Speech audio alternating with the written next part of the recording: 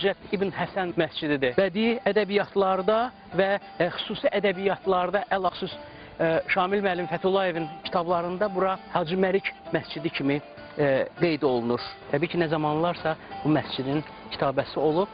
Fəqət böyük ehtimalla Sovetlər dövründə onu içəridən çıxarıb aparıblar.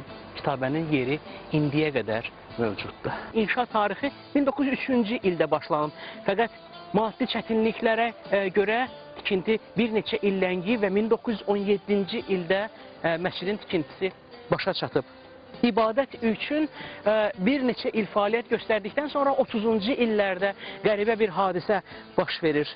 Söyləyirlər ki, bolşeviklər o zamanlar məscidləri bağlayarkən və uçurarkən buranı da sökmək üçün bir neçə nəfər gəlir.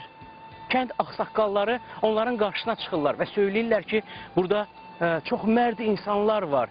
Yuxarı çıxan kimi sizi güllə ilə vura bilərlər və siz onları tuta da bilməzsiniz. Çünki burada çoxlu quyular və yeraltı yollar var, onlarla qaçıb aradan çıxacaqlar. Yaxşısı budur ki, gəlin buranı sökməyək, onsuz da məhsulları saxlamaq üçün kolxoza ambar lazım olacaq və ambar kimi istifadə edərsiniz. Söz gələn bolşeviklərin ağıllarına batır və məscid kimi fəaliyyət göstərməsə də uzun müddət bura ambar kimi fəaliyyət göstərir. Və nəhayət Azərbaycan müstəqilliyi qazandıqdan bir az əvvəl 80-ci illərin sonlarında məscid kimi qapılarını inanclı insanların üzərlərini açır. İçəri keçəcək və həqiqətən çox maraqlı və arxitektura üslubuna çox nadir yerlərdə rast gəldiyimiz bu dini ibadət yeri ilə sizi tanış etmək istərdim. İçəri keçməzdən öncə bayır tərəfdə bir yeri göstərmək istərdim. Əfsuslar olsun ki, məscidin minarəsi inşa edilməyib. Onun üçün xüsusi yer ayrılıb. Fəqət böyük ehtimalla maddi çətinliklər ucbatından məscidin minarəsi qaldırılmayıb. İndi qapıdan içəri keçərək sizi məscidlə daxildən tanış etmək istəyirik. Günorta namazına az bir vaxt qalır və İnsanlar bir qədər sonra, azan verildikdən sonra ibadətə başlayacaqlar. Odur ki, mane olmamaq üçün sizi gözəl məscidlə tanış etmək istərdik. Diqqət yetirin, çox qeyri-adi bir forması var məscidin.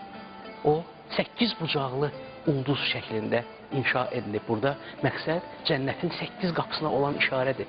Və böyük ehtimalla Abşeron məscidlərin bir çoxunda olduğu kimi burada da, Hövsandakı bu məsciddə də bu məscid daha qədim bir dini məbədin üzərində inşa edilib. Biz tarixdən belə şeylərə çox tez-tez rast gəlmişik.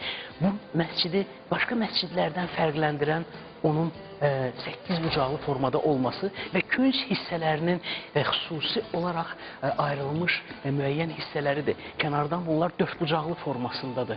Amma içəridə çox qeyri-adi bir ab-u hava vardır. Məscidin əsas yeri onun mehrabıdır.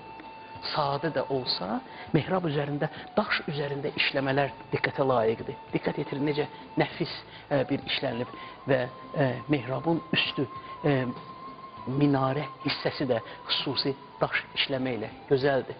Buradakı aparılan bərpa işləri zamanı müqəddəs kitabımızdan olan yazılar mehrabın ətrafında sonradan yazılsa da qətiyyən onun görkəminə xələl gətirmir. Günbəz həddindən artıq iri və çox möhtəşəmdir. Günbəzin hər tərəfində pəncərələr olması oranı həm də işıqlı edir və digər bir cəhət iri pəncərələrin olmasıdır. Gün ərzində yəqin ki, burada işıq yandırmağa heç bir ehtiyac duyulmaz, çünki məscid çox işıqlı bir məsciddir. Kənd məscidlərinə xas olan xüsusiyyətlərdən biri də divarların göy rənglə rəylənməsi bura xüsusi ab-ı hava bəxş edir. İnsanın gözləri sanki dincəlir və Allah kəlamını eşitmək belə məsciddə hədsiz dərəcədə xoşdur. İri günbəzin tən ortasından bir çilçıraq asılır ki, tarixi, ədaləti bərpa etmək üçün sonradan sonraki dövrlərdə bura yeni çilçıraq asılıb, amma təbii ki, burada bir zamanlar qədim çilçıraq da olmuşdur. Bəzi pəncərələrin arasında dördkünc oyuq vardır. Bu, havanın daim sirkulyasiya etməsi üçün və məscidin içərisində havanın təmizlənməsinə xidmət edir. Burada daha bir yeni söz öyrəndik.